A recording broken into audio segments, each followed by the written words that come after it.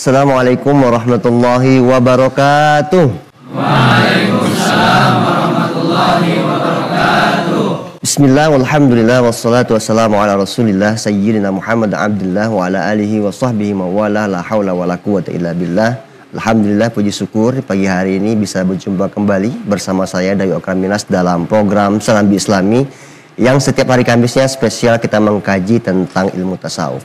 Insya Allah di pagi hari ini kita akan belajar bersama dengan tema terapi kepribadian ganda. Tapi sebelum itu, untuk membahas tema kita kali ini, kita perkenalkan dulu siapa yang hadir di pagi hari ini. Bersama saya yaitu Syekh Muhammad Fatur Rahman MAG. Beliau ini merupakan mursyid untuk membahas tema kita kali ini. Kita perkenalkan dulu siapa yang hadir di pagi hari ini. Bersama saya yaitu Syekh Muhammad Fatur Rahman MAG. Beliau ini merupakan mursyid Tarekat Idrisiyah Tasikmalaya. Assalamualaikum Syekh. Waalaikumsalam warahmatullahi wabarakatuh. Terima kasih di pagi hari telah hadir Syekh. Sehat saya? Alhamdulillah. Ustadz Dedan Qori, Ustadz Mula, penerjemah. Sehat Ustadz? Alhamdulillah. Di sini ada adik-adik muda ini, remaja dari STAI Idrisiyah Prodi Manajemen Pendidikan yang diketuai oleh Ibu Emi Sri Wahyuni. Assalamualaikum warahmatullahi wabarakatuh. Waalaikumsalam warahmatullahi wabarakatuh. Bagaimana kabarnya? Alhamdulillah, luar biasa. Allahu Akbar. Wah, ini semangat sekali saya. Temanya sangat relevan untuk anak muda ini. Mungkin menjadi sebagai pedoman ya. Sebagai pendahuluan bahwa kita ini memiliki dua unsur yang sangat penting. Yang di dalam Al-Quran itu disebut sebagai fi ahsani takwin atau fi ahsani ta'dil suratan wa ma'nan. Ada ruh dan jasad. Jasad dan ruh ini harus seimbang ya saya. Dengan sampai ada ketimpangan. Terjadi ketimpangan inilah yang mengakibatkan yang disebut sebagai kepribadian ganda. Nah, kepribadian ganda ini bagaimana cara menyelesaikan? Mungkin banyak terjadi di kalangan kita sih. Anak-anak muda, orang-orang tua. Sebagai terapi dan sebagai pendahuluan saya silakan untuk tema kita kali ini saya. Bismillah, assalamualaikum warahmatullahi wabarakatuh. Orang tua. Sebagai terapi dan sebagai pendahuluan saya silakan untuk tema kita kali ini saya.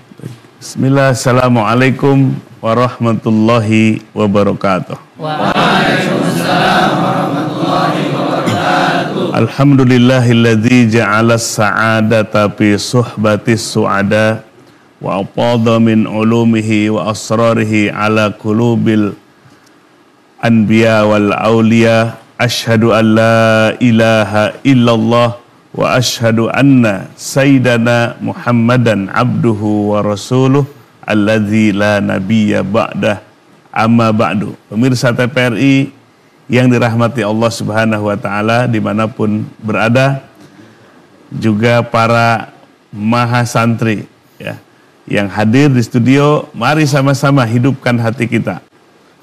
Hati Nabi menyebutnya qalbun syakir, hati yang pandai bersyukur. Insya Allah awet muda. Amin, amin. Janganlah mudah mengeluh, janganlah mudah cemas, tapi hati kita harus riang gembira. Maka itulah tips dari Rasulullah SAW supaya kita bahagia yang hakiki. Di pagi hari yang cerah ini kita akan terus mempelajari satu disiplin ilmu yang sangat penting, yaitu ilmu tasawuf. Ilmu tasawuf adalah objek kajiannya af'alul qalbi, amalan hati. Jadi yang beramal itu bukan hanya panca indera yang zohir saja. Mata bekerja, tangan bekerja, tapi sesungguhnya hati kita pun bekerja. Bisa hati kita beramal kebaikan, kita baik sangka kepada orang lain, kita bersyukur kepada Allah, berarti hati kita sedang beramal, sedang taat kepada Allah Subhanahu wa taala.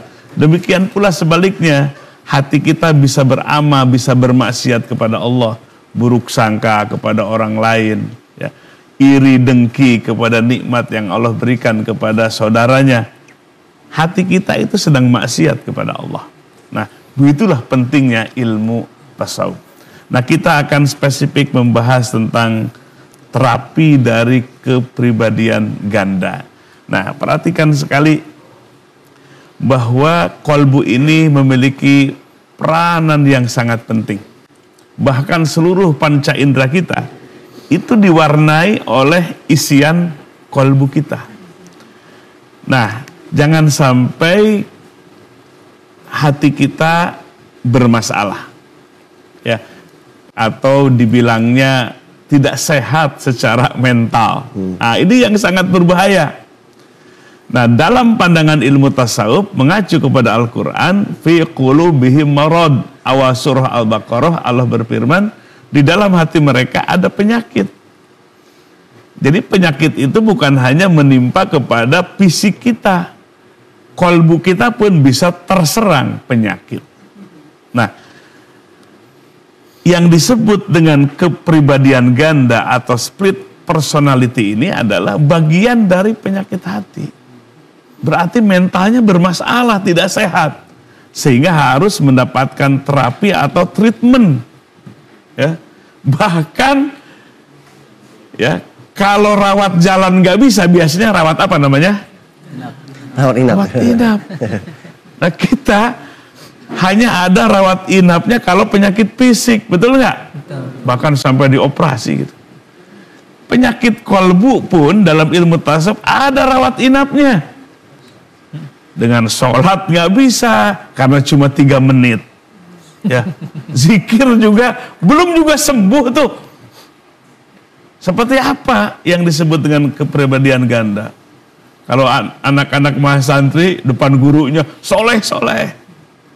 Tapi kalau lagi ke mall jalan-jalan salah. Nah, itu yang disebut dengan kepribadian ganda. Di masjid soleh, tapi di luar sana salah. Kira-kira harus diobati? Jangan. Ilmu tasawuf itu rawat jalan. Ada yang sampai nih Ustadz Bayu nggak bisa lewat rawat jalan, harus rawat inap. Dalam ilmu tasawuf namanya berkholwat. Minimal 3 hari atau 7 hari seminggu. Apa berkholwat? Berkholwat itu menenangkan hati di tempat yang khusus, kemudian mematikan handphonenya, mematikan komunikasi dengan orang. Bayangkan 3 hari 3 malam tuh di treatment. Untuk apa? Memfokuskan kolbu dan bertafakur. Ada orang yang namanya mudah emosi, pemarah, gak bisa dengan sholat, masih aja kalau sumbunya itu pendek gitu, cepat meledak gitu, meledak gitu. Nah, itu gak bisa dengan rawat jalan, harus rawat inap. Dia kholwat dia 3 hari 3 malam. Jalankan yang fardu, harus sholat berjamaah dalam kholwat itu. Kemudian matanya itu nggak bisa lewat dia 3 hari 3 malam. Jalankan yang fardu, harus sholat berjamaah dalam kholwat itu. Kemudian matanya itu nggak bisa lewat lihat yang macam-macam. Baik. Fokus panca indera kita. Baik, nanti kita akan menjelaskan lebih lanjut, Syekh. Tetap bersama kami dalam program Serambi Islami TVRI.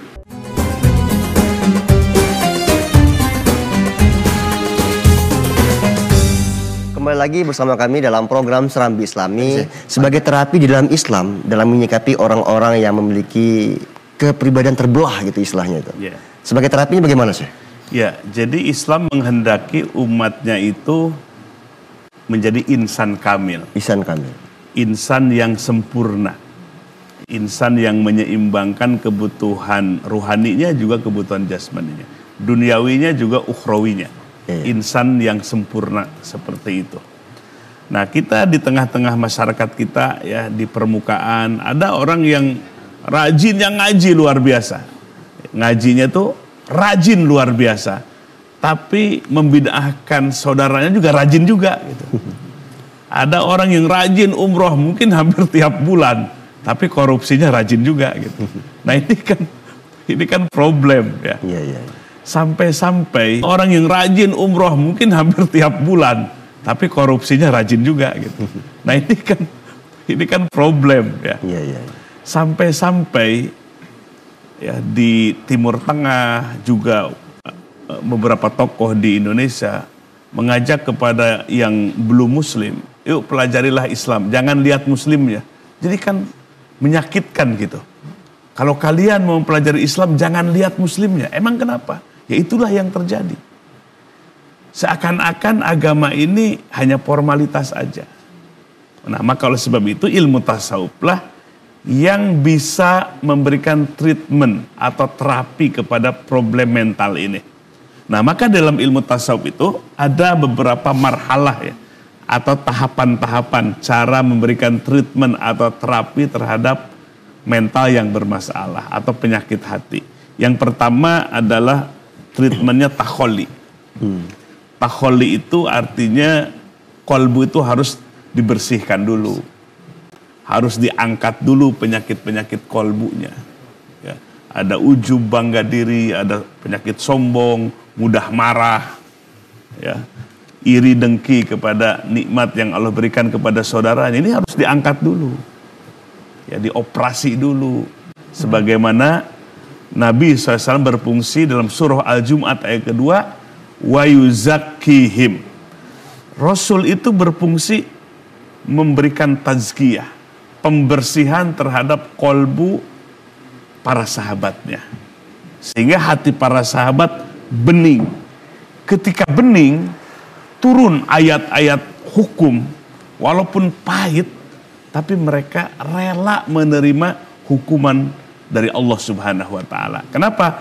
Karena hatinya telah bersih, hatinya telah bening. Itu yang disebut dengan terapi atau treatment takholi, ya, membersihkan hati dari penyakit-penyakit hati. Dan ini tidak mudah. Kita harus konsisten menjalankannya.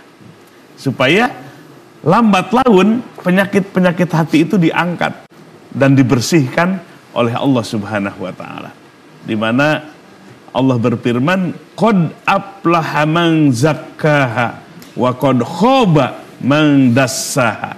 Sungguh sukses orang yang membersihkan hatinya, membersihkan jiwanya. Dan sungguh celaka orang yang mengotori hatinya, berpenyakit hati. Jadi hatinya kayak tong sampah. Buruk sangka ada di hati kita, pemarah ada di hati kita, ya, iri dengki kepada harta orang lain, kita yang meriang, ya, hati kita seperti tong sampah. Nauzubillahi min dzalik. Maka treatment yang pertama takholi ini jadi dasar dalam ilmu tasawuf. Maka Al-Quran berulang-ulang dalam ayat yang lain, qad aflaha man tazakka wa dzakara asma rabbih fasalla. Sungguh sukses orang yang membersihkan jiwanya, kemudian dia berzikir. Kalau zikir tanpa pembersihan hati itu hanya di lisan saja. Tapi kalau sudah dibersihkan hatinya, lalu berzikir, hudurul qalbi ma'allah, hadir baru hatinya bersama Allah. Baru pas sholat, dia sholat. Maka sholatnya akan husu. Gambaran surah Al-Mu'minun, qad aflahal mu'minun, alladzina hum fi sholatihim khosyi'un. Sukses orang-orang yang beriman. Dimana kalau mereka sholat, hatinya ikut sholat. Jangan sampai jasadnya sholat, hatinya jalan-jalan di mall. Nah, jadi yang khusyuk itu ikut sholat. Allah al-ma'bud yang kita ibadahi, sujud kita, ruku kita lillah karena Allah. Allahnya al-ma'bud yang diibadahi, dirasakan hadirnya oleh kolbu kita. Itulah namanya takholi, pembersihan hati kita dari seluruh penyakit-penyakit hati. Ya, jadi treatment pertama itu takholi, bersihkan dulu. Ini Syekh, kita ada kedatangan tamu saya, kita undang untuk menambah perspektif kita di pagi hari ini. Beliau ini merupakan dosen Fakultas Dakwah, Fakultas Dirosah Islamiyah, UIN Syarif Hidayatullah Jakarta, Ustadz Dr. Aib Saifullah MA. Assalamualaikum. Assalamualaikum. Saya Ustaz. Alhamdulillah. Terus, makasih. Silakan Ustaz. Assalamualaikum. Alhamdulillah. Terima kasih Ustaz Aib telah hadir di pagi hari ini. Sehat Ustaz ya? Alhamdulillah. Alhamdulillah. Barakallah. Tadi sudah menyimak ya Ustaz ya? Alhamdulillah, luar biasa, masya Allah dari guru kita semuanya. Barakallah. Jadi sebenarnya tentang terapi kepribadian ganda ini kan sangat cocok untuk jadi instrumen ini, sebagai alat ini. Karena saya kira kita sebagai manusia yang hidup baik berdampingan ya dalam perkantoran, bisnis atau apa, terapi semacam ini perlu dibutuhkan. Barakallahu fiik wa jazakumullahu khairan katsiran. Bismillahirrahmanirrahim. Alhamdulillahirabbil alamin wassalatu wassalamu ala sayyidil mursalin sayyidina wa habibina wa nabiyina Muhammadin wa ala alihi washabbi ajmain, amma ba'du. Yang sama-sama kita muliakan guru kita bersama Syekh Akbar dan juga para asatidin dan juga seluruh pemirsa dimanapun berada. Alihi washabbi ajmain, amma ba'du. Yang sama-sama kita muliakan guru kita bersama Syekh Akbar dan juga para asatidin dan juga seluruh pemirsa dimanapun berada. Ini hal tema yang sangat penting sekali dan menarik, bahwa seorang muslim itu sebagai disampaikan oleh guru kita semuanya tadi, bukan hanya membentuk kepribadian lahirnya saja, tapi juga yang tidak kalah adalah batinnya juga. Bahkan Rasulullah SAW dalam hadis riwayat Imam Muslim dalam sahihnya, beliau bersabda, Innallaha la yanzuru ila suwarikum wala ila ajsamikum wala ila amwalikum walakinallaha yanzuru ila qulubikum wa amalikum. Allah tidak melihat bentuk tubuh kalian, tidak melihat juga rupa kalian, tidak melihat juga harta kalian, tapi yang Allah, saya juga termasuk di dalamnya. Terkadang kita melakukan sesuatu yang di masjid tadi oleh guru kita disampaikan, kita sama soleh, tapi di luar kadang salah. Ini kalau melihat penjelasan para ulama, intinya adalah letak dalam hatinya memang. Bahwa hatinya kurang dirapihkan. Bahkan Al-Imam Al-Ghazali dalam kitab Ihya Ulumuddin, beliau menyimpan bab khusus namanya Al-Munjiyat dan Al-Muhlikat. Al-Muhlikat dan Al-Munjiyat ini dua hal yang semuanya berkaitan dengan hati. Maka beliau sering menyebutnya dengan a'malul qulub, amal-amal hati. Dan ini pengaruhnya sangat besar sekali. Ketika seseorang dia sadar untuk bukan hanya memperbaiki badannya, bukan hanya memperbaiki dengan ibadah yang sifatnya fisik, tapi ibadah hati juga, maka insya Allah orang bersangkutan adalah akan selalu merasakan kehadiran Allah dimanapun dia berada. Dan itu diantara buah ataupun hasil dari hati yang bersih dan hati yang bening. Selalu merasakan muraqabatullah. Tadi dalam surah Al-Hadid kita sama Allah sampaikan, Allah berfirman, wa huwa ma'akum aina ma kuntum. Allah akan selalu bersama kita dimanapun kita berada. Tadi dalam surah Al-Hadid kita sama Allah sampaikan, Allah berfirman, wa huwa ma'akum aina ma kuntum. Allah akan selalu bersama kita dimanapun kita berada. Maka seyogianya seorang muslim, keimanannya, keislamannya, kesolehannya bukan hanya di masjid, tapi juga di kantor. Bukan hanya di rumah ketika sendiri sedang, tapi juga di luar dari itu dalam halayak yang luas. Sehingga dengan demikian, maka orang tersebut insya Allah masuk kepada insan kamil yang disampaikan oleh guru kita tercinta.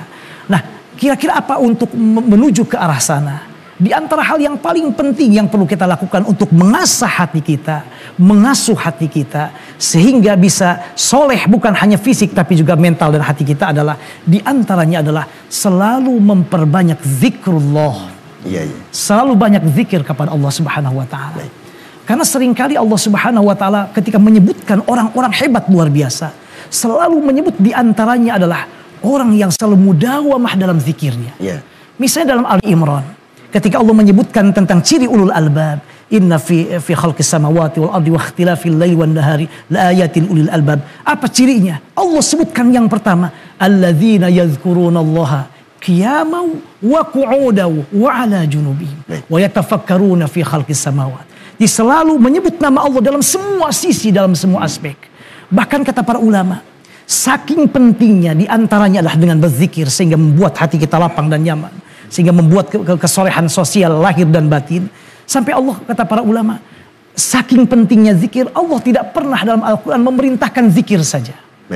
Tapi Allah memerintahkan berzikir sebanyak mungkin. Ya ayyuhalladzina amanu dzkurullaha dzikran katsiran. Zikir yang sebanyak mungkin. Baik Ustaz Aid. Jadi zikir salah satu media untuk dalam menyelesaikan hal ini.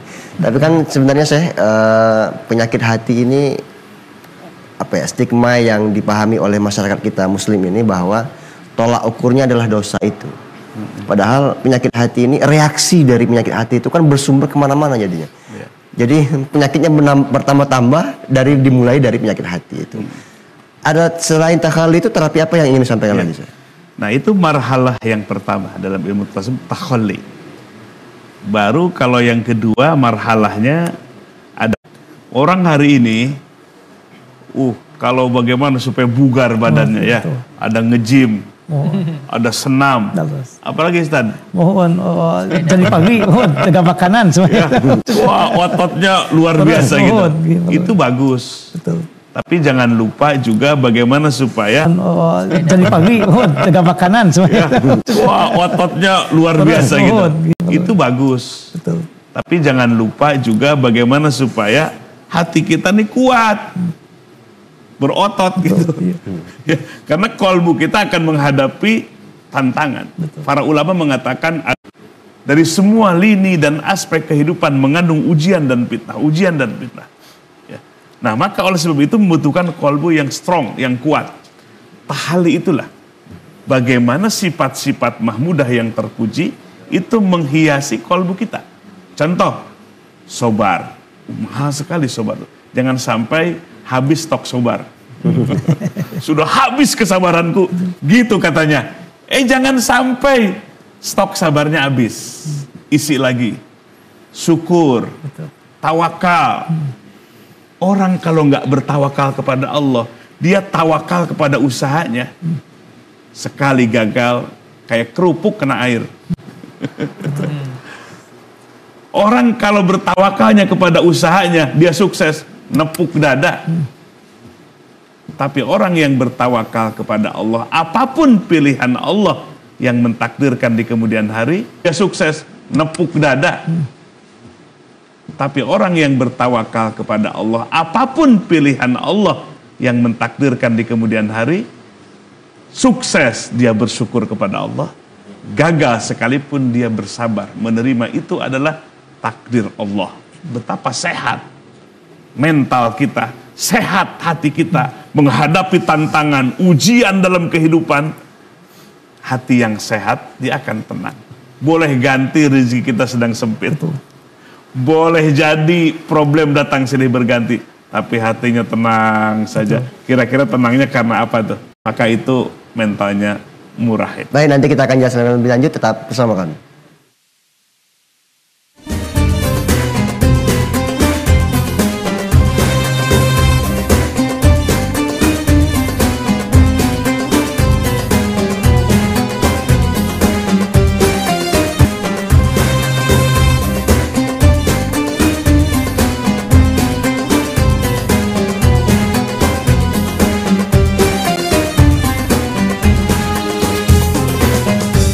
Terima kasih masih bersama kami dalam program Serambi Islami. Jadi titik terangnya bagaimana sih untuk menambahkan lagi terapi untuk menyelesaikan kasus ini sih, selain tahalli dan tahalli tadi sih. Kita ini kan agama kita mengajarkan hubungan baik hamba dengan Tuhannya. Itu hablum minallah. Yang kedua, agama kita mengajarkan baik sesama makhluk atau sesama manusia, hablum minan nas. Maka dalam kita bergaul atau bermuamalah ini, kita harus menjaga bagaimana supaya hubungan itu baik. Artinya apa? Harus ingat hak dan kewajiban. Allah punya haknya. Ya, bagi kita menjadi kewajiban. Itu yang harus kita jaga.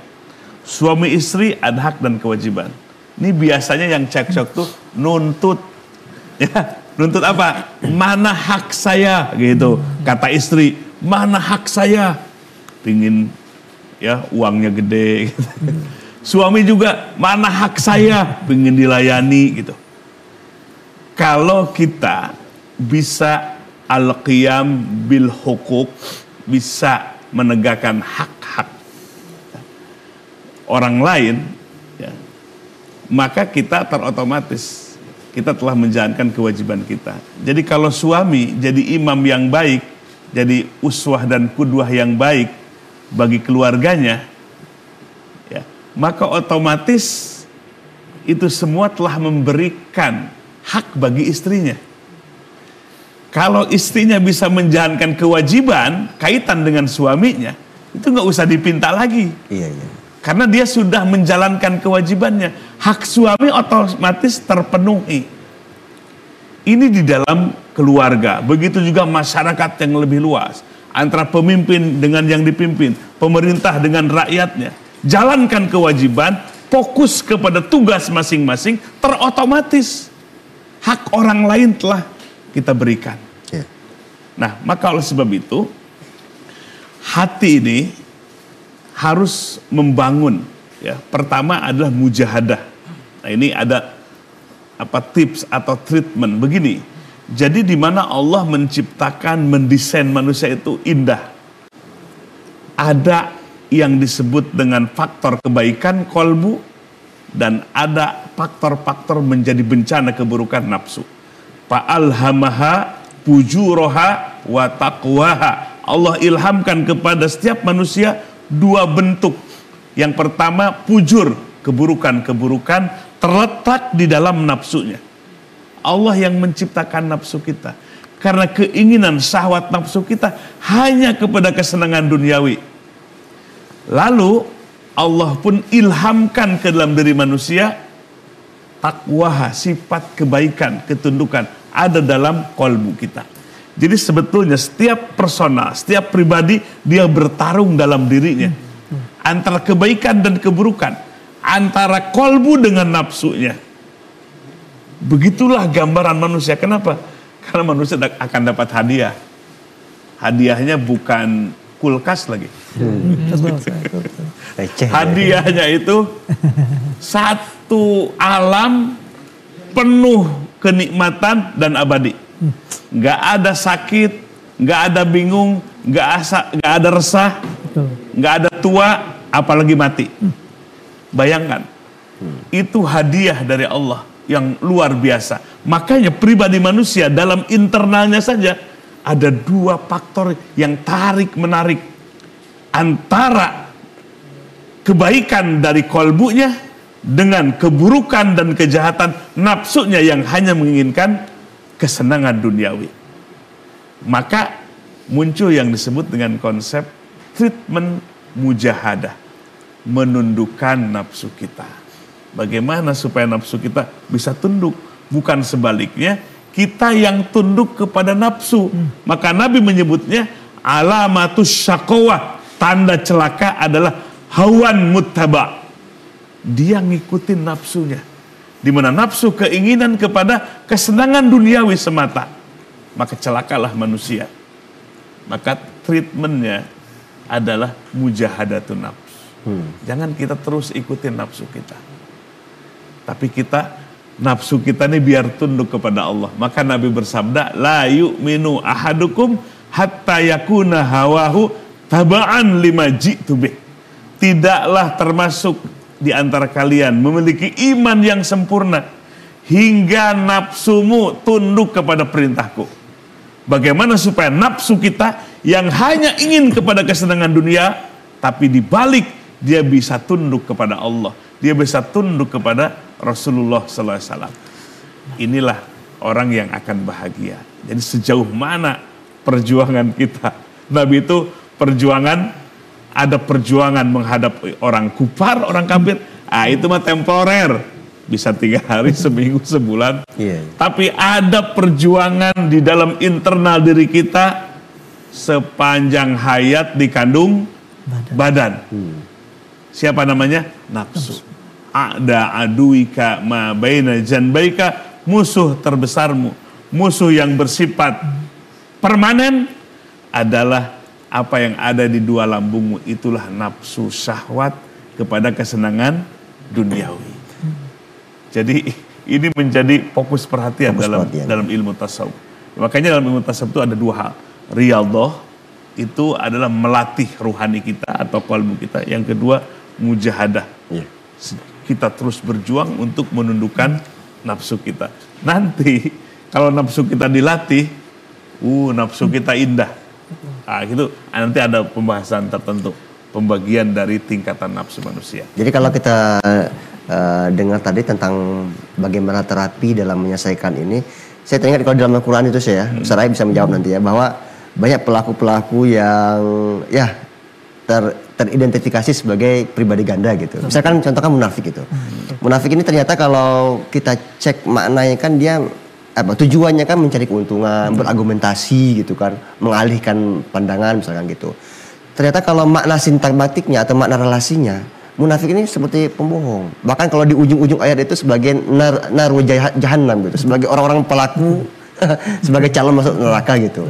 Nah, kalau dalam kasus seperti ini sebagai ciri-ciri aja Ustaz Aed ya. Bagaimana kita bisa mengidentifikasi orang-orang yang sebagai pribadi ganda itu? Silakan Ustaz Aed. Barakallahu fikum. Terima kasih, dan memang betul sekali Allah Subhanahu wa taala banyak sekali menyinggung sisi manusia munafik dalam Al-Qur'an. Meskipun kata para ulama munafik dalam Al-Qur'an ini lebih kepada mereka-mereka yang kafir, kepada ingkar kepada Allah. Misalnya Allah Subhanahu wa taala berfirman dalam surah Al-Baqarah, "Atamuruna an-nasa bil birri wa tansawna anfusakum wa antum tatsunal kitab. Afala ta'qilun."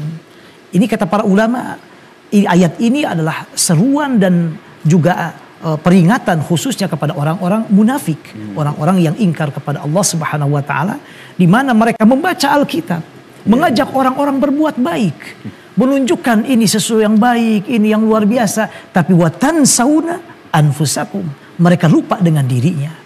Bahkan dalam ayat yang lain Allah Subhanahu wa taala juga berfirman, innal munafiqina yukhadi'una Allah wa huwa khadi'uhum wa idza qamu ila sholati qamu kusala yura'una an-nasa wa la yadhkuruna Allah illa qalila. Allah menyebutkan dalam ayat ini bahwa orang-orang munafik mereka telah menipu Allah meskipun hakikatnya adalah Allah yang mencelakakan mereka. Dan utama selalu kita pegang dalam hidup ini adalah dalam rangka menuju ke sana adalah kamil tadi zahiran wa batinan muraqabatullah. Selalu merasa Allah mengawasi kita, dan ini seyogianya demikian. Allah selalu mengawasi kita kapanpun dimanapun juga. Allah tidak hanya berada untuk riya saja.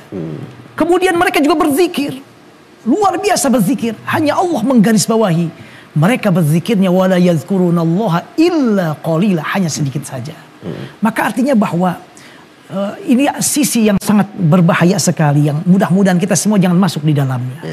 Bahwa memisahkan antara ibadah hanya sifatnya fisik dengan yang batin, hanya di masjid kemudian dengan di luar masjid, ini adalah bentuk hal yang sangat berbahaya dan bagian dari dalam tanda petik kemunafikan modern barangkali. Dalam artian bahwa kita hanya menempatkan kita soleh hanya di sebuah tempat tertentu, seolah Allah hanya di sana saja. Padahal tentunya Allah tidak hanya di sana. Allah selalu melihat kita. Maka itulah para ulama ahli tasawuf juga seringkali menyebutkan dan menyinggung hal yang paling penting dan utama selalu kita pegang dalam hidup ini adalah dalam rangka menuju ke sana adalah kamil tadi zahiran wa batinan muraqabatullah. Selalu merasa Allah mengawasi kita. Dan ini seyogianya demikian. Allah selalu mengawasi kita kapanpun dimanapun juga. Allah tidak hanya berada misalnya berada di kantor, di masjid saja. Allah nggak hanya mengawasi ketika kita berada di sebuah tempat saja. Tapi dengan ilmunya Allah, dengan kudrahnya Allah, dengan ihatahnya Allah. Allah mengawasi semua kita. Bahkan Allah mengatakan dalam Al-Quran, Allah juga alimum bidzati sudur. Ada yang dalam hati kita. Ketika kita memahami semua itu bahwa Allah mengawasi semua yang kita lakukan, dimanapun kita berada, wa huwa ma'akum aynama kuntum dalam surat Al-Hadid tadi, maka insya Allah itu diantara cara kita untuk berupaya melakukan kesolehan ini, gak hanya terbatas dengan waktu, gak hanya terbatas dengan tempat, tapi dalam semua sisi dan keadaan. Ibu-ibu tidak hanya solehnya di rumah atau dengan suami, tapi di luar juga luar biasa. Bapak-bapak tidak hanya ketika ngumpul di musola saja, tapi ketika berada di manapun. Kenapa? Karena selalu yakin Allah selalu mengawasinya, Allah selalu memperhatikannya. Bahkan Allah mengatakan dalam ayat yang lain, ma yalfidhu min qaulin illa ladai raqibun atid. Tidak satu pun kata yang keluar, jangankan Allah yang melihat, ada juga malaikat yang lainnya, raqib dan atid, yang siap mencatat apa yang keluar satu kata dari kita. Saja kata para ulama, bisa bernilai pahala, bisa bernilai dosa. Saja yang keluar, bukan kata, hanya huruf saja keluar, bisa menilai pahala, bisa menilai, apalagi kalau hanya berupa perbuatan. Maka Allah juga dalam ayat yang lain seringkali mengingatkan kita. Allah berfirman, ya ayyuhalladzina amanu lima taquluna ma la taf'alun. Allah juga selalu mengingatkan pada kita, orang yang misalnya berupaya kesolehan di sebuah tempat saja, di sebuah keadaan saja, namun perbuatan-perbuatan yang lainnya tidak selaras, Allah juga mengecamnya, kabura maqtan an taqulu ma la taf'alun, yang kita sampaikan kemudian tidak sesuai dengan perbuatan. Nah, artian di sini adalah apa yang kita lakukan dalam satu waktu, dalam ucapan, dalam perbuatan, di satu tempat, di satu keadaan, seyogianya kita selalu mengawasnya untuk selalu dalam lindungi Allah, karena selalu yakin bahwa Allah selalu memperhatikan kita, selalu menyaksikan kita, dan Allah akan mencatat apapun melalui malaikatnya tentunya yang keluar dari lidah kita, mau khair atau mau juga syar. Mau khair, mau juga syar. Dengan muraqabatullah ini, insya Allah dengan izin Allah, kita semua menjadi orang-orang yang solehnya tidak hanya lahir, tapi juga batin. Bukan hanya solehnya berada di sebuah tempat, tapi dimanapun kita berada dengan izin Allah, kita menjadi orang-orang yang insan kamil, sebagai sampaikan oleh guru kita bersama tadi. Baik, baik, saya nanti kita akan lanjutkan setelah pesan-pesan berikut ini. Tetap bersama kami.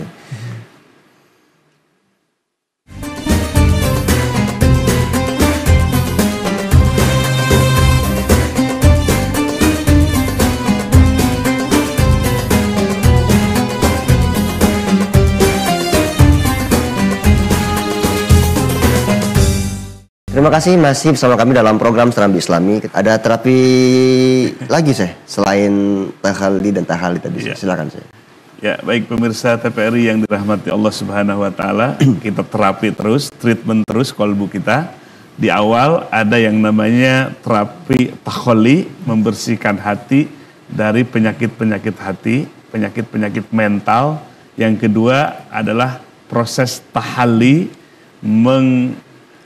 mendandani hati kita dengan sifat-sifat yang terpuji. Ada syukur, sabar, tawakal, ridho, ikhlas.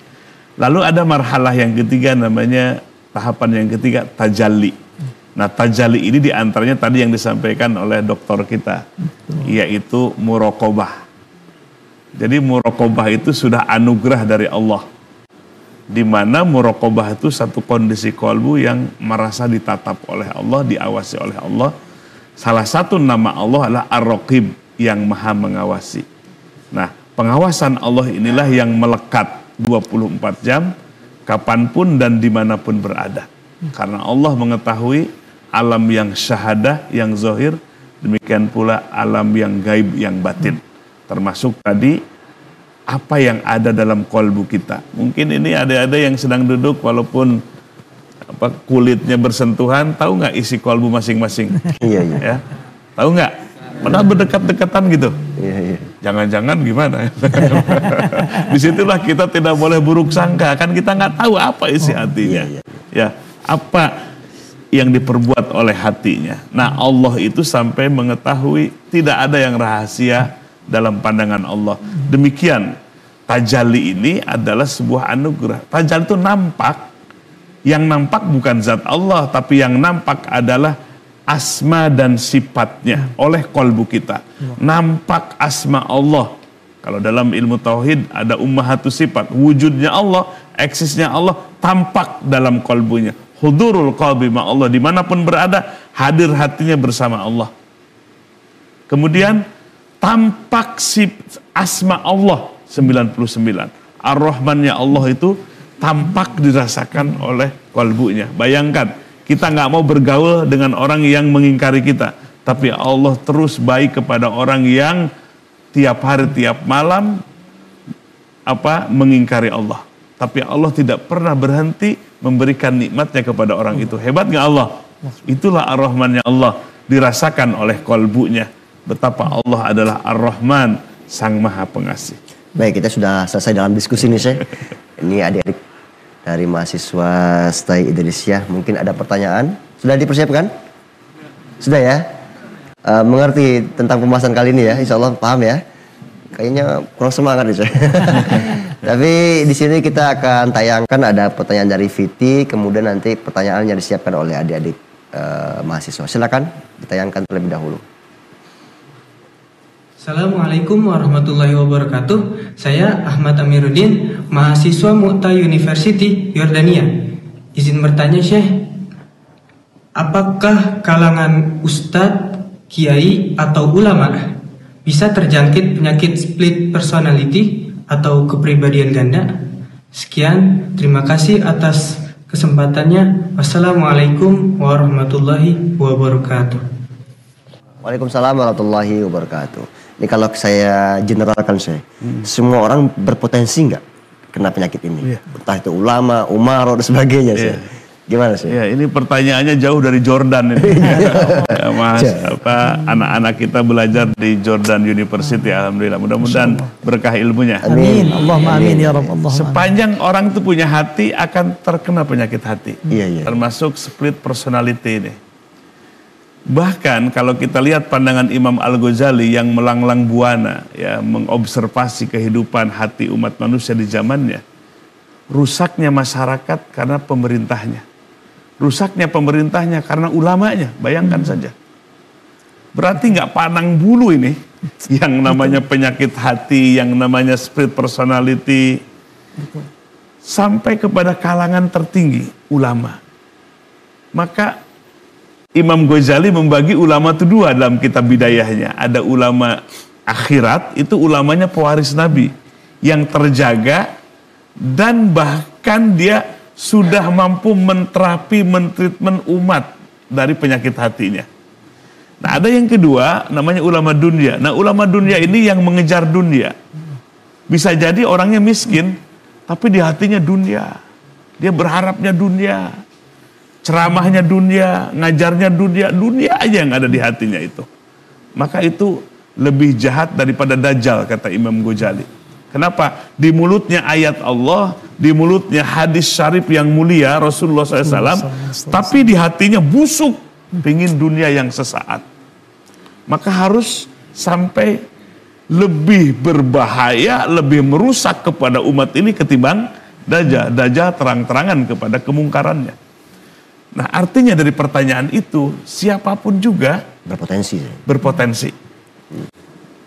Orang-orang yang terus suluk di jalan Allah, di atas thariqah yang mu'tabarah, sebelum wusul, masih di perjalanan, itu masih terkena. Tapi kalau sudah wusul itu artinya Allah yang mengakuinya. Kalau dalam hadis tentang wali Allah itu, hatta uhibbahu, tidaklah berhenti hambaku mendekat kepadaku yang fardu, bahkan yang sunnah, hatta uhibbahu, sampai aku mencintainya, diakui oleh Allah, dicintai oleh Allah. Namanya al-wasilun, orang yang sudah sampai kepada ini, mahfud, dijaga oleh Allah. Bahkan ditugaskan mentreatment umat Rasulullah, mentreatment murid-muridnya, ditugaskan seperti itu. Nah, maka kita harus berhati-hati, siapapun juga, ayo kita terus bersihkan hati kita, mohon kepada Allah supaya Allah jaga hati kita dari penyakit-penyakit hati, termasuk split personality ini. Ya, berarti kalau manusia punya hati berpotensi gitu. Selama punya hati. Kalau hewan udah gak mungkin ya. itu ciri-cirinya ya. Prasyaratnya harus punya hati dulu. Silakan pertanyaannya pertama dari adik-adik mahasiswa, silakan.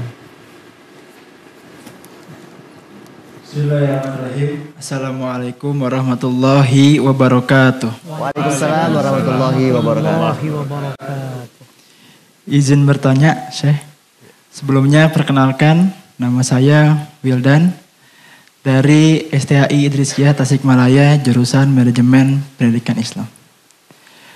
Pertanyaannya adalah, tadi kita menyimak bahwa split personality adalah kemunafikan di zaman modern. Lalu sebagaimana bahayanya split personality ini terhadap lingkungan ke masyarakat? Sekian, mohon penjelasannya. Wassalamualaikum warahmatullahi wabarakatuh. Waalaikumsalam warahmatullahi wabarakatuh. Jadi Ustaz Raid nyinggung tentang munafik di dunia modern ya. Wah, sebenarnya kalau ada seseorang munafik seperti ini, dia sebagai tokoh kah atau sebagai tokoh masyarakat kah? Apa dampaknya ini? Sosok seperti ini. Barakallahu fiik, pertanyaan sangat luar biasa sekali. Tentu ini sangat berbahaya. Berbahaya pertama kepada yang bersangkutan, yang kedua kepada keluarga, yang ketiga kepada sosial di mana dia berada. Bahkan bukan hanya dampaknya atau bahayanya hanya biasa saja, tapi lebih dari itu. Kenapa demikian? Apalagi misalnya, mohon maaf, kalau dia sebagai sosok yang anutan, tiba-tiba kemudian memiliki sifat yang tadi. Maka ketika misalnya, karena bagaimanapun namanya kejahatan akan muncul juga. Tidak mungkin, kata orang tua kita dahulu kala, terasi itu dibungkus sebagaimanapun serapinya akan kecium baunya juga. Dan ketika misalnya tokoh sosok yang luar biasa tadi yang selalu menggemborkan misalnya kebaikan mempunyai penyakit demikian, maka masyarakat boleh jadi tidak hanya percaya kepada dianya saja, tapi tidak percaya dengan ajaran Islam yang mulia ini. Tidak sedikit orang yang kemudian lari berbondong-bondong hanya karena sosok oknum saja. Maka oleh karena itu seringkali juga kita mendengar orang-orang dari yang dari Eropa atau dari Barat seringkali mendengar misalnya Syekh Muhammad Abduh ketika berangkat ke Perancis, beliau juga sering mengatakan bahwa mereka itu begitu indah sekali ketika melihat Islam dari ajaran-ajarannya. Namun ketika mereka sudah melihat kepada pribadi, perilaku, sebagian tentunya tidak semuanya, maka Islam menjadi sudah sangat tidak indah lagi. Dan ini bagaimana hal itu berpengaruh dengan sangat luar biasa. Karena sebagaimana kita ketahui, apalagi tentunya di Indonesia, sosok yang luar biasa misalnya, dia menjadi panutan, itu biasanya cintanya sudah cinta buta, udah luar biasa. Tiba-tiba yang bersangkutan melakukan hal yang, na'udzubillah, hal yang tadi, maka bukan hanya kepercayaan kepada yang bersangkutan, tapi lebih dari itu. Bahkan tidak fatal sekali. Maka oleh karena itu, ini sangat penyakit yang sangat berbahaya sekali, baik kepada yang bersangkutan tentunya, apalagi kepada sifatnya yang sifatnya masyarakat.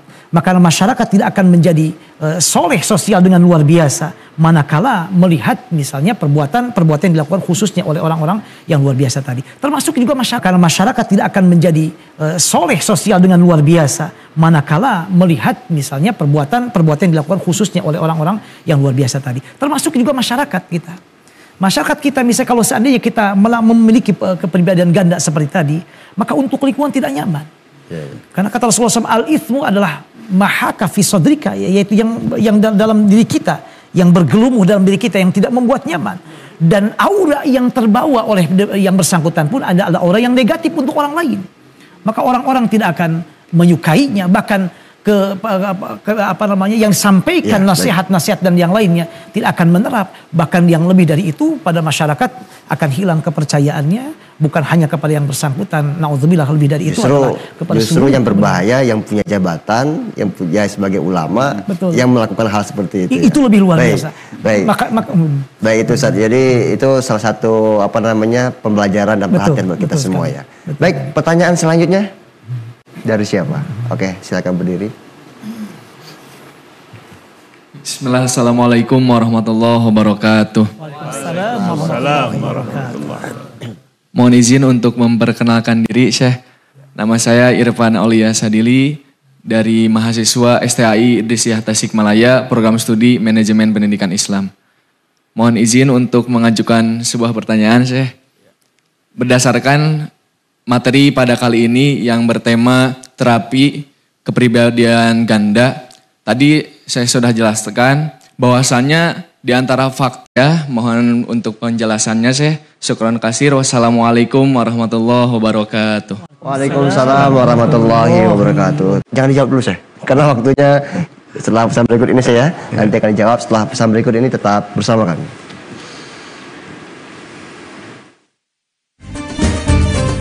Apakah dapat memicu kepada seseorang untuk menampilkan citra diri yang berbeda dari kenyataannya? Barangkali itu saja, mohon untuk penjelasannya Syekh. Syukran kasir. Wassalamualaikum warahmatullahi wabarakatuh. Waalaikumsalam warahmatullahi wabarakatuh. Jangan dijawab dulu Syekh, karena waktunya setelah pesan berikut ini saya nanti akan dijawab. Setelah pesan berikut ini tetap bersama kami.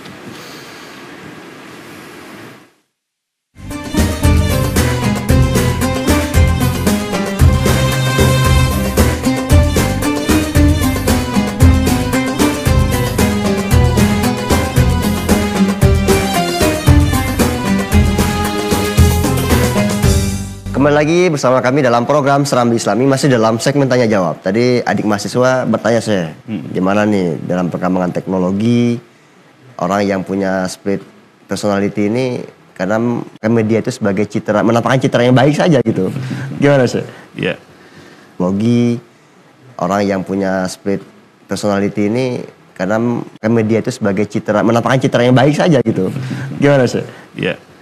Baik, pemirsa TVRI yang dirahmati Allah Subhanahu wa Ta'ala, kita hidup di zaman global. Kita hidup seakan-akan hanya satu rumah, tidak ada sekat dengan bangsa yang lain pun atau penduduk negeri yang manapun juga dengan kemajuan teknologi.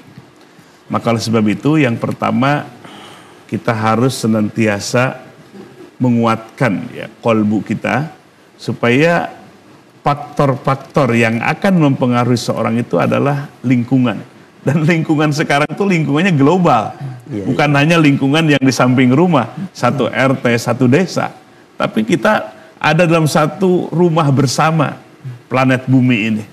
Betapa beragamnya manusia, sifat manusia, keburukan dan kejahatan. Dan yang suka menular cepat itu kejahatan dan keburukan. Beda dengan kesehatan, kebaikan, betapa sulit gitu menularnya.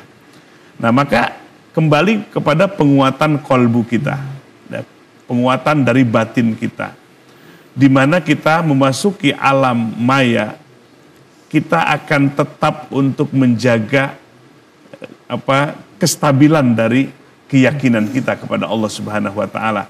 Bahkan kita manfaatkan untuk media dakwah.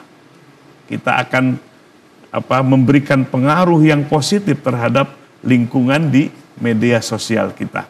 Jadi kalau ibarat dakwah sekarang ini menyebarkan kebaikan, sebab Nabi bersabda, man sanna sunnatan hasanatan falahu ajruha wa ajru man tabi'ahu ila yaumil qiyamah.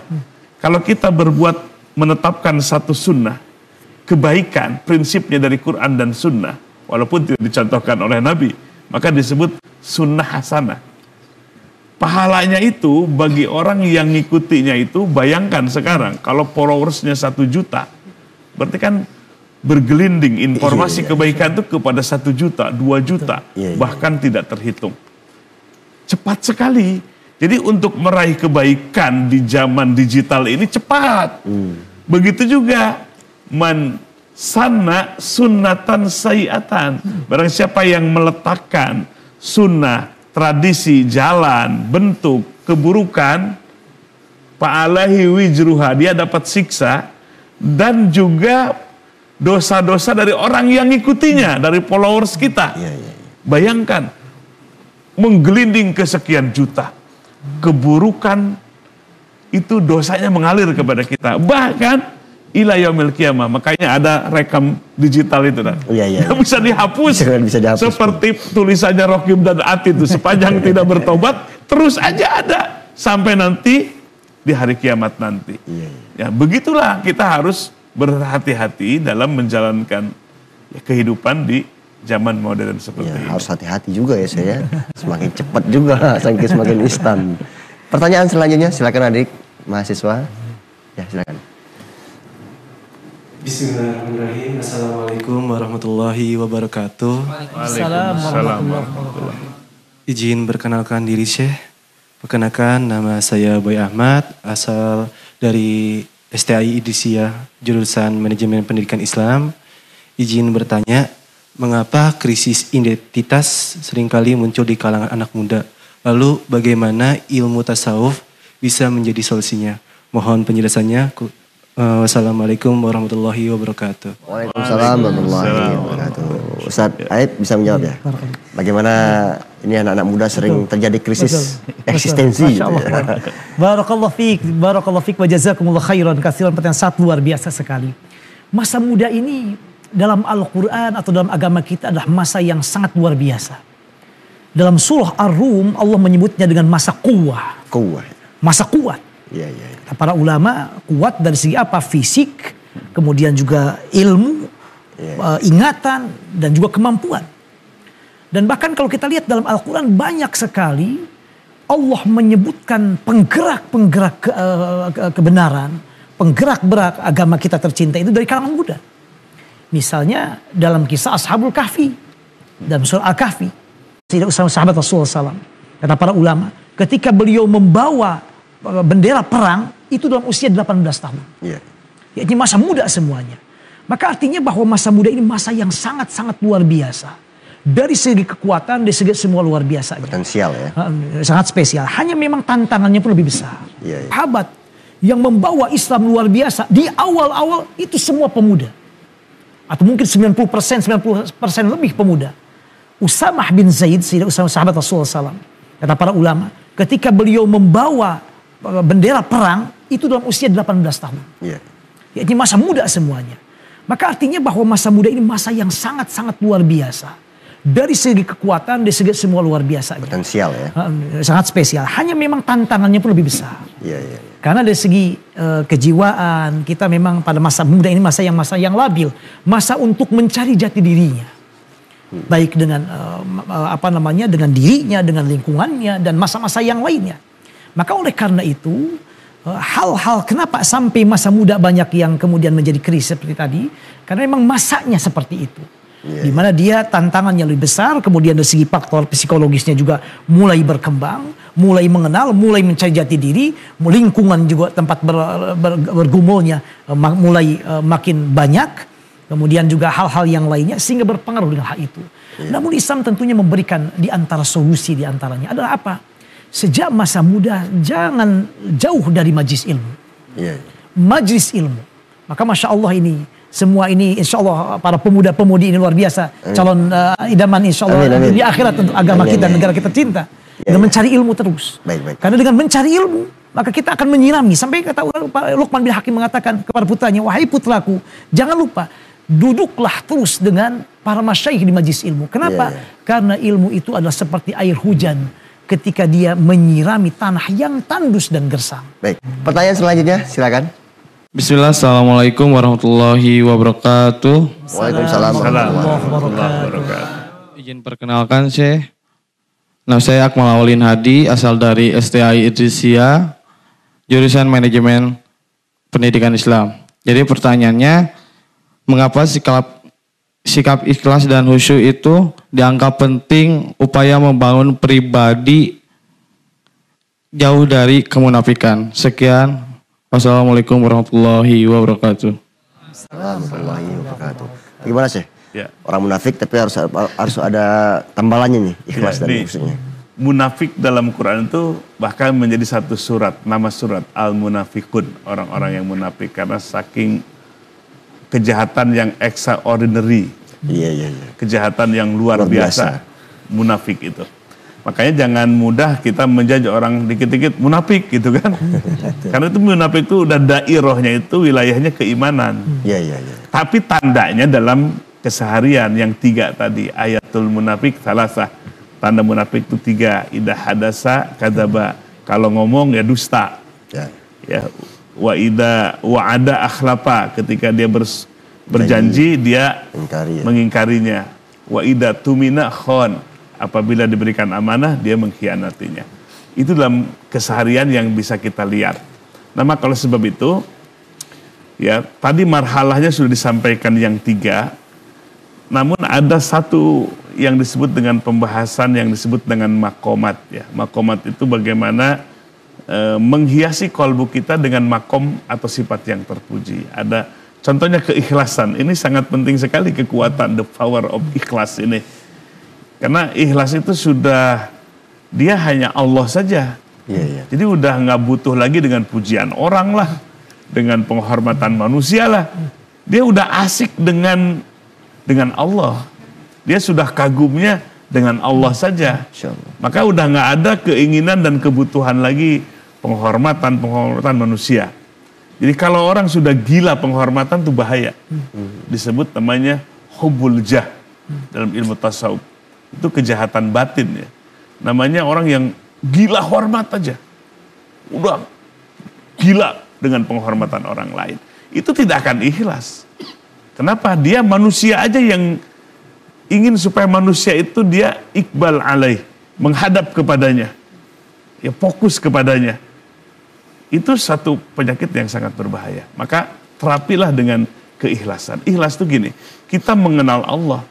Kalau kita benar-benar mengenal Allah, zauqon, bisa dirasakan oleh kolbunya, agungnya, pasti kita tidak meremehkan yang lain, kecil yang lain. Bukan tidak menghormati orang lain maksudnya, tapi kita tidak akan ingin dapat pujian dari orang, ataupun penghargaan dan balasan dari orang. Cukuplah Allah, karena kita sudah ma'rifat mengenal kepada Allah. Maka yang lainnya menjadi kecil, ya, menjadi murah seperti itu. Gimana nih dalam persoalan ini saudara? Baik, ya sebetulnya ada yang ingin saya tanyakan mengenai hal ini. Bagaimana ketika kita menemukan seseorang atau teman kita yang setelah kita nilai itu ada tanda-tanda yang tiga tadi Syekh, orang-orang munafik itu. Lalu bagaimana sikap kita kepada orang tersebut? Apakah kita Harus musuhi atau bagaimana? Atau kita kasih nasihat? Gimana tuh? Ya, kita dengan siapapun tidak boleh memusuhi. Sepanjang dalam Al-Quran itu tidak mengusirmu atas nama agama dan membunuhmu atas nama agama. Berarti selain itu tidak ada alasan kita untuk membenci. Mungkin karena rasnya, mungkin karena suku dan bangsanya atau keturunannya. Nggak ada. Hanya dua saja dalam Quran. Boleh harus kita membenci. Satu, orang yang telah mengusir kita dari kampung kita sendiri karena atas nama agama. Karena kita beragama Islam, lalu kita diusir. Kedua, mereka membunuh kita karena atas nama agama, karena kita beragama Islam dibunuh gitu. Selain itu nggak ada ruang. Makanya bagi orang yang belajar tasawuf tidak ada ruang dalam kolbunya kebencian kepada orang lain. Kata Imam Junaid al-Baghdadi, as-sufiyu kal ard. Orang-orang tasawuf itu seperti bumi. Yutrahu alaiha kullu qabih. Dilemparkan di atas tanah yang buruk-buruk. Ya. Buang air besar ke atas tanah, buang air kecil ke atas tanah, sampah di atas tanah. Tapi wala yakhruju minha illa kullu malihin. Tapi tidak keluar dari tanah, dari bumi kecuali yang baik-baik, sayur-sayuran, buah-buahan. Itu adalah gambaran filosofi. Kita harus belajar, bahkan orang berbuat jahat sekalipun kita balas dengan kebaikan. Ini kadang orang berbuat kebaikan kita balas dengan kejahatan. Ya Allah, ya Rabbi. Itu buruk banget itu punya hati seperti itu. Orang yang istimewa itu orang lain berbuat jahat kepada kita, malah kita balas dengan kebaikan. Idfa billati hiya ahsan. Dibalasnya malah dengan kebaikan. Baik Syekh, nanti kita akan lanjutkan setelah pesan berikut ini, tetap bersama kami.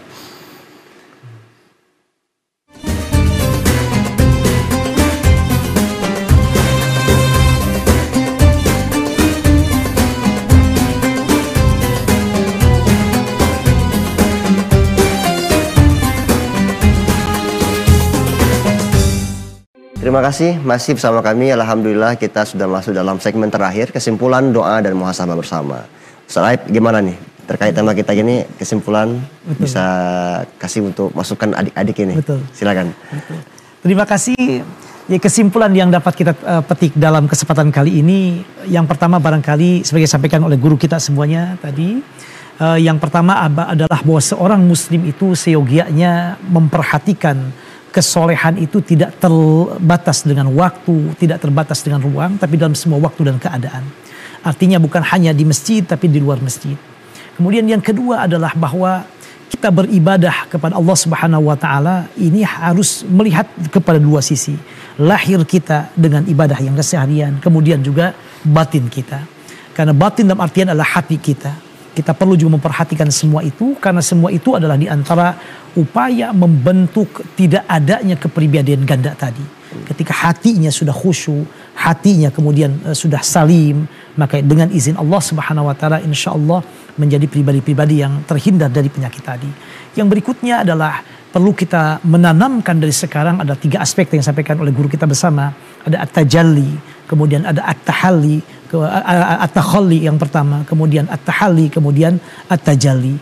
Yang kemudian pada puncaknya adalah kita muraqabah Allah Subhanahu wa Ta'ala dalam semua sisi, dalam semua sikap kita, di semua waktu dan keadaan kita, sehingga dengan demikian kita betul-betul merasakan kehadiran Allah Subhanahu wa Ta'ala sebagaimana sabda Rasulullah SAW ketika menyebutkan ihsan dalam hadis Imam Bukhari Muslim, anta'budallaha ka'annaka tara fa illam takun tarahu fa innahu yarak. Kita menyembah Allah seolah kita anta'budallaha ka'annaka tara, seolah kita melihat Allah. Kalau seandainya kita tidak melihat Allah, maka yakinlah Allah melihat kita, menyaksikan kita dan memperhatikan kita. Kemudian yang terakhir adalah bahwa dampak daripada kepribadian ganda ini sangat fatal sekali, baik kepada pribadi yang bersangkutan atau kepada masyarakat. Oleh karena itu kita usahakan untuk dikikis sedapat mungkin, meskipun untuk bersih sama sekali tentunya susah. Karena tapi dengan sedikit demi sedikit, sehingga insya Allah dengan izin Allah menjadi negara kita insya Allah baldatun thayyibatun wa rabbun ghafur, dan kita semua berbahagia insya Allah dunia dan akhirat biidznillah. Wallahu a'lam bishawab. Menjadi pribadi soleh tanpa terbatas dengan ruang dan waktu. Betul sekali. Baik. Silakan Syekh. Ya. Allah Subhanahu wa taala menciptakan kita sebagai umat manusia memang dalam penciptaan terbaik, ya. Laqad khalaqnal insana fi ahsani taqwim. Allah menguji dalam diri manusia ada syahwat atau nafsu. Kita harus berjuang di situ. Nah, malaikat walaupun taat, selalu taat sifatnya, tapi kalah dengan manusia karena nggak diberi nafsu, nggak diberi tantangan, nggak diberi ujian, lempeng aja gitu. Itu malaikat. Tapi kita ini supaya mencapai insan kamil maka membutuhkan proses panjang, ya, dimana kita bergelut dalam diri kita antara kebaikan dan keburukan. Luar biasa. Makanya mencetak insan kamil ini nggak mudah.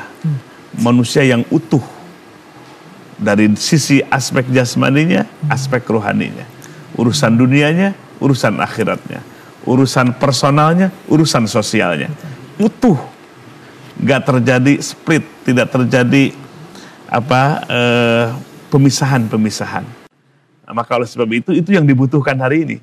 Bangsa ini pingin maju, umat Islam pingin maju, maka harus memiliki kepribadian yang utuh atau menjadi insan kamil. Bayangkan kalau solehnya sampai di kantor. Bagaimana kalau sampai solehnya ketika memegang kekuasaan dan otoritas. Bagaimana solehnya di semua aspek-aspek kehidupan umat manusia. Maka akan lahir sebuah peradaban yang disebut dengan peradaban Islamiyah. Yang menghubungkan antara bumi dengan langit. Yang menghubungkan antara makhluk dengan Allah Subhanahu wa taala. Dan menghubungkan manusia dengan manusia yang lainnya. Baik, pembahasan tentang kepribadian ganda ini sebenarnya ini salah satu contoh pelaku dari kepribadian ganda itu sendiri. Karena kalau kita melacak seorang kepribadian ganda ini banyak sekali ya saya. Banyak sekali. Penting untuk kedepannya bisa memilih bagaimana bahwa kehidupan itu sangat benar dan baik sekali. Terima kasih Syekh atas ilmunya Ustaz Dr. Aib Saifullah Imad. Terima kasih telah hadir pagi hari ini, ilmunya terima kasih. Ustaz Deden Samula, bagaimana? Tersadarkan? Alhamdulillah. Dan adik-adik dari STAI Idrisiyah Prodi Manajemen Pendidikan, ya, terima kasih. Ustadz Deden Samula, bagaimana? Tersadarkan? Alhamdulillah. Dan adik-adik dari STAI Idrisiyah Prodi Manajemen Pendidikan yang dibawa oleh Ibu Emi Sriwahyuni, terima kasih. Dan juga pemirsa yang di rumah jangan lupa tonton terus Rambi Islami yang setiap hari Kamisnya kita belajar bersama tentang ilmu tasawuf. Wallahi fi ma yuhibbu yang dibawa oleh Ibu Emi Sriwahyuni, terima kasih.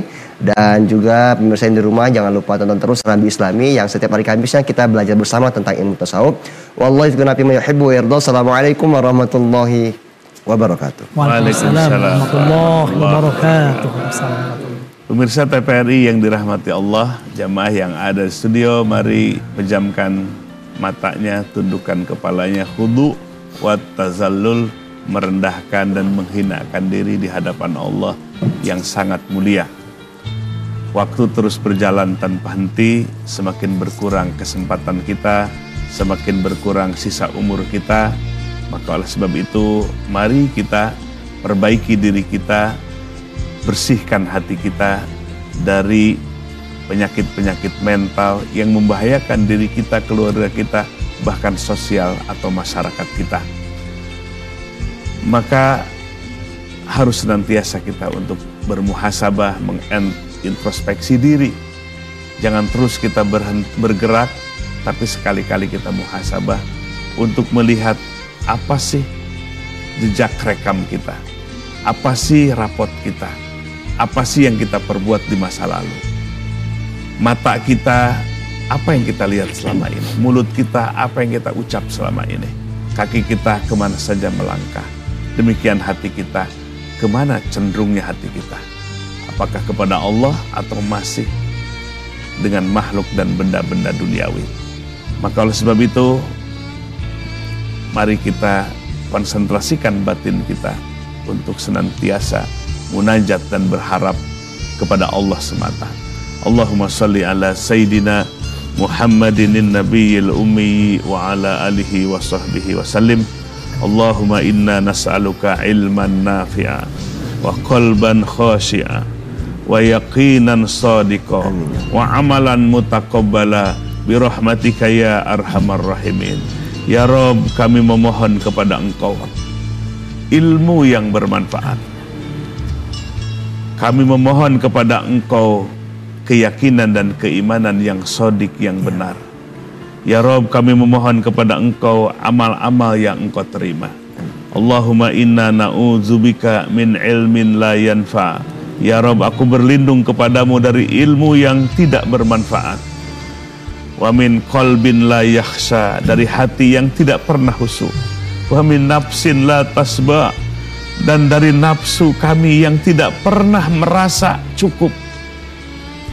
Ya Rabb, bukakan mata hati kami seperti Engkau telah bukakan mata hati para nabi dan para wali-walimu. Ya Ghaniyu agnina bifadlika amman siwak. Wahai Dat yang maha kaya, limpahkan rizki yang berkah bagi kami. Jauhkan rizki yang haram dan syubhat, yang jadi malapetaka bagi kami dan keluarga kami di dunia, terutama di akhirat nanti.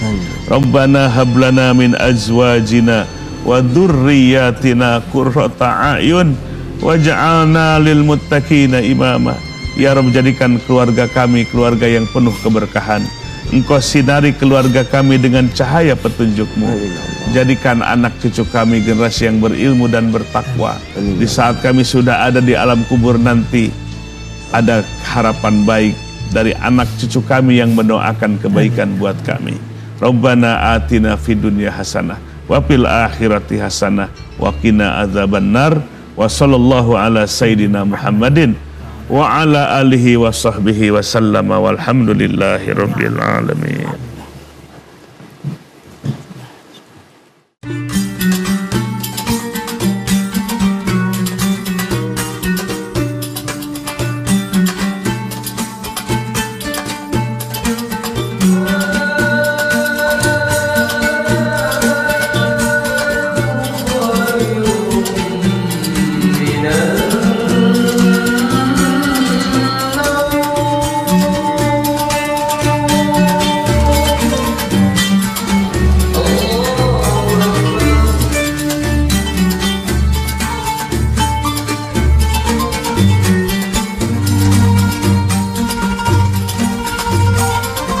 Serabi Islami.